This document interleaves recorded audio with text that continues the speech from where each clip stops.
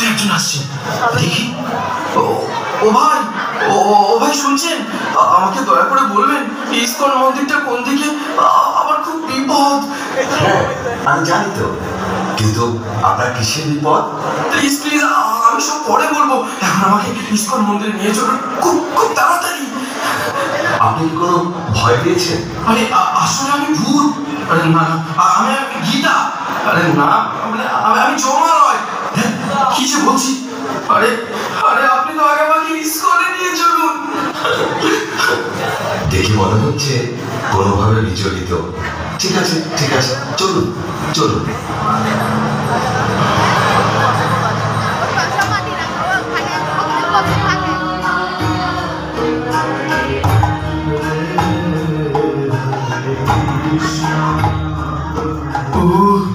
কি শান্তি পেলাম। হরে কৃষ্ণ কৃষ্ণ কৃষ্ণ হরে হরে, হরে রাম রাম রাম হরে হরে। প্রভু, ওনাকে দেখে মনে হচ্ছে উনি কোনোভাবে বিচলিত। হ্যাঁ তাই তো। আচ্ছা, আপনাকে দেখে মনে হচ্ছে আপনি কোনো ভয় পেয়েছেন? আর বলবেন না প্রভু, এই প্রাণ নিয়ে জমালয় থেকে ফিরে এলাম, আর আমি গীতা ছাড়া থাকবো না। জানেন, যমরাজ আমাকে গীতা পড়তে বলেছে। তাই? কিরকম? সে অনেক কথা। ভাগবত ক্লাসটা কেমন লাগলো? হ্যাঁ মা, তুমি গল্প বলে বলে ক্লাস করান, তাই আমার শুনতে খুব ভালো লাগে। জানো মা, আমার বেশি ভালো লেগেছে মাধবপ্রভুর কীর্তন। আমি তো খুব নৃত্য করেছি। তোমরা তাহলে নাচানাচি করতে গিয়েছিলে? ঘরের নাচার জায়গা নেই? জানো তো, আজকে কার্তিক প্রভুর বাড়িতে গীতা পাঠ ছিল, তাই ওকে নিয়ে ফেরার সময় একটু ঢুকেছিলাম। হ্যাঁ বাবা, আমি তো খুব মজা করেছি। তোমার পড়াশোনা নেই? গীতা পাঠ করতে গেছো, কীর্তনে গেছো? যাও, ভেতরে যাও। ওকে এভাবে বলছো কেন? আমাকে রোজ চাই, আর রোজ গেলেও বা আমরা কি কোনো খারাপ কাজে যাচ্ছি? চুপ, একেবারে চুপ। অন্যায় করে আবার কথা হচ্ছে। এই যে গলায় কাঠ জড়িয়েছো, কপালে মাটি মেখে ঘুরে বেড়াচ্ছ, এতে মানুষ কত কথা বলে জানো? হুঁশ আছে সেদিকে? আবার কয়েক মাস ধরে দেখছি নিরামিষ খাবার রান্না করছে। খেয়ে নি বলে কি মাথায় উঠে গেছো? এসব আমার পছন্দ নয়, মানতে পারবো না আমি সব। ও, মাছ মাংস করে দিতে পারি না বলে খারাপ হয়ে গেছি। নিরীহ প্রাণীদের হত্যা করে তাদের মাংস খেতে খুব আনন্দ লাগে। অন্য প্রাণীদের হত্যা করে আনন্দ করতে চাও? অন্যকে কষ্ট দিয়ে আরেকজনের কি করে সুখ হতে পারে? সাধু সঙ্গে গেছি বলে রাগ? বাচ্চাকে নিয়ে তোমার সঙ্গে সিরিয়াল দেখলে আর মদ খেলে ভালো হতো। দেখো, একটু বোঝার চেষ্টা করো।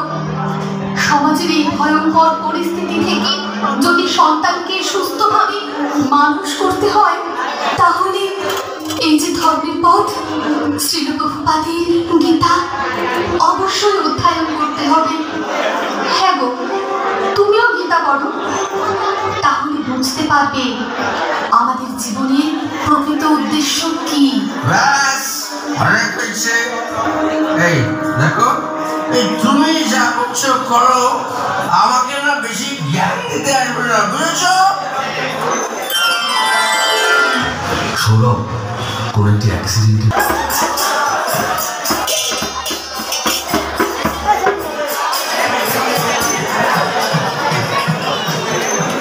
হাততালি হাততালি।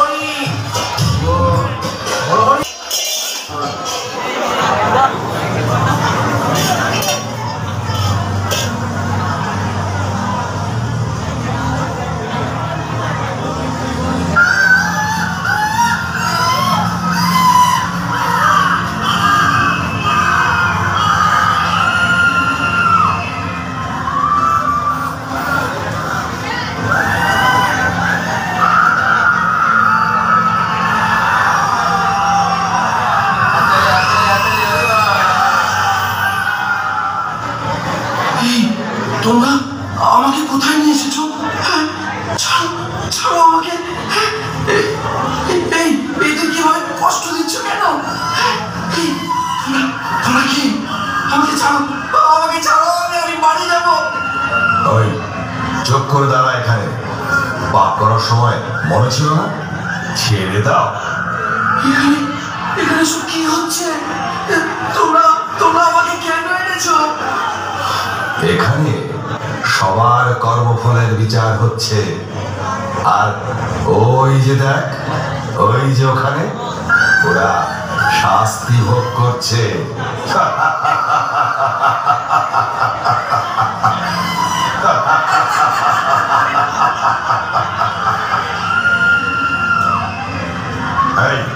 এ কি পাপ করেছিল? ও মিথ্যে কথা বলে মানুষের সঙ্গে প্রবঞ্চনা করে তাদের টাকা গায়েব করতো। তাহলে চল ওর জিভটা টেনে ছিঁড়ে ফেলি।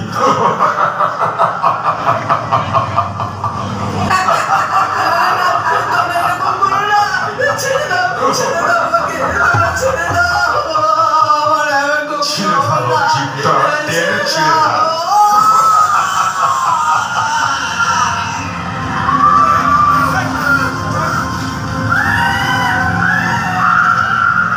এর কি পাপ?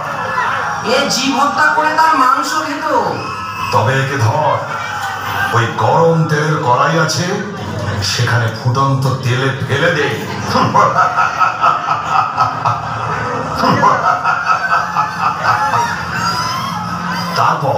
তারপর ওইদিকে যে রুরু নামক নরক আছে, সেখানে ফেলে দেবো। ওখানে সাপের থেকে হিংস্র রুরু কীটের কুণ্ড আছে, তারা কামড়ে কামড়ে ওর মাংস খাবে।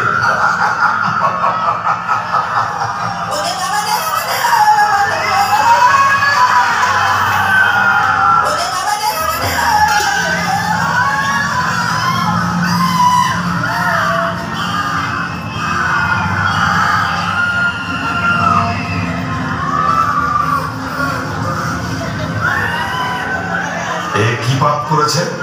ও নেশাগ্রস্ত হয়ে পরনারীতে আসক্ত হয়েছিল। ওইদিকে তপ্ত লৌহ কুণ্ড আছে, ওইখানেই ওর স্থান।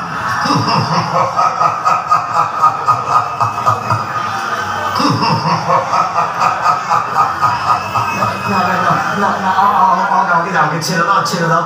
এই কাজ আমি আর কখনো করবো না। ছেড়ে দাও, ছেড়ে দাও, ছেড়ে দাও। এটা এখানে আসার আগে ভাবা উচিত ছিল।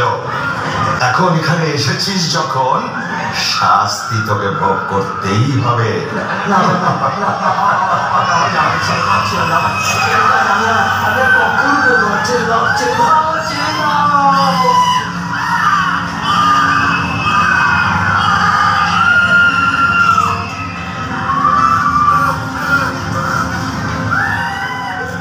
এর কি অবস্থা?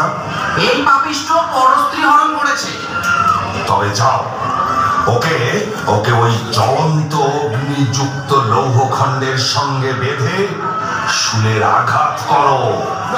আমাকে ছেড়ে দাও, আমাকে ছেড়ে দাও, আমাকে ছেড়ে দাও।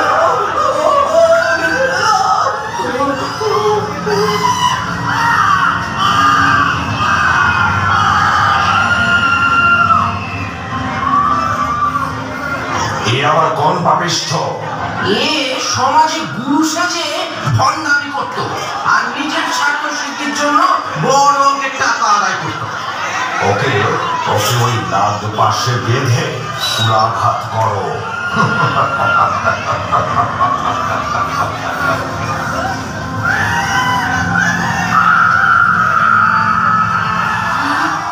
ওকে মারছো কেন? ও যে আমাদের সুদার টাকা। ও কাকা, এই তুমি তো কদিন আগে মারা গেলে, তুমি এখানে কি করে আসলে? আমি পাপ কাজ করে জীবে, তাই আমার শাস্তি হচ্ছে। এই চল, তোর সময় হয়ে গেছে। আমাকে তোমরা ছেড়ে দাও না আমাকে। তোমরা তো একজনকে ছাড়তে পারো, আমি আর কোনো পাপ কাজ করবো না। ছেড়ে দাও আমাকে ছেড়ে দাও। চল, মহারাজের কাছে আছে, চল। তারপর ঠিক যেখানে যাওয়ার সেখানেই যাবি।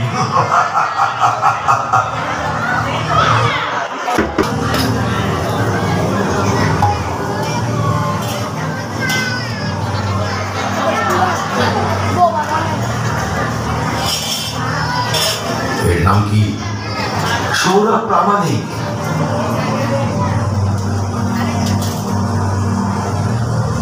আরে একটু এখনো সময় হয়নি, তোমরা ঠিক করে কাজ করতে পারো না। ভুল মানুষকে নিয়ে এসেছে, শাস্তি তো এদেরকেই দিতে হয়। যাও, যেখানে ছিল সেখানে ফিরিয়ে দিয়েছো। উনি কে? উনি আমাদের মহারাজ। যে যেমন কর্ম করেন সেই অনুযায়ী তিনি তাদের শাস্তি প্রদান করেন। মহারাজ, আপনি অনেক দয়ালু মহারাজ। আমাকে আমাকে ছেড়ে দিন, আমি এসব সহ্য করতে পারবো না মহারাজ। আমাকে ছেড়ে দিন মহারাজ, আমাকে ছেড়ে দিন। আরে আরে কি করছো? তোমার শাস্তি দেরি আছে। এই যাও, ওকে মর্তলোকে পৌঁছে দাও। মহারাজ, আমার একটা প্রশ্ন আছে। আমাকেও কি এইরকম শাস্তি পেতে হবে? হ্যাঁ, যে যেমন কর্ম করবে তার তেমনই শাস্তি হবে। মহারাজ, মহারাজ কি করলে এই সমস্ত শাস্তি ভোগ করতে হবে না? বলুন না মহারাজ, আমি আপনার শরণাগত। আমাকে এই ভয়ঙ্কর যন্ত্রণা থেকে উদ্ধার করুন, উদ্ধার করুন। একটা উপায় আছে, তা যদি তুমি করতে পারো তাহলে শাস্তি তো দূরের কথা, এখানেই আসতে হবে না। বলুন মহারাজ, বলুন, আমাকে বলুন কি সে উপায়? মর্তধামে অভয়চরণ শ্রীল প্রভুপাদ নামে এক মহান ভক্তের লেখা শ্রীমদ্ ভাগবত গীতা যথাযথ গ্রন্থ আছে। তা অধ্যয়নের মাধ্যমে যদি তুমি তোমার জীবনকে কৃষ্ণ ভাবনাময় করে তুলতে পারো তাহলে আর এখানে আসতে হবে না। ছিল প্রভুপাদ? আমার স্ত্রীও তো ওনারই গীতা পড়ে, আমাকেও পড়তে বলে। তবে যাও, নিজের পরিবারের সঙ্গে কৃষ্ণ ভক্তির অনুশীলন করো। ঠিক আছে মহারাজ, আপনাকে আপনাকে অনেক অনেক ধন্যবাদ।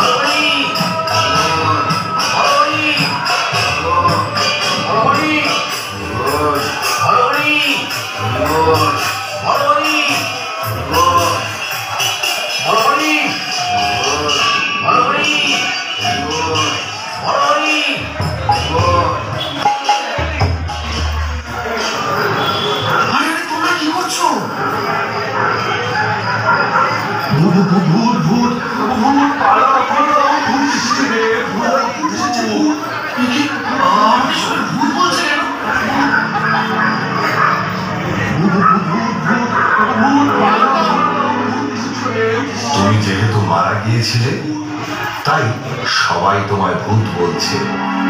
এখন তুমি ইস্কনে যাও আর গীতা পড়ো।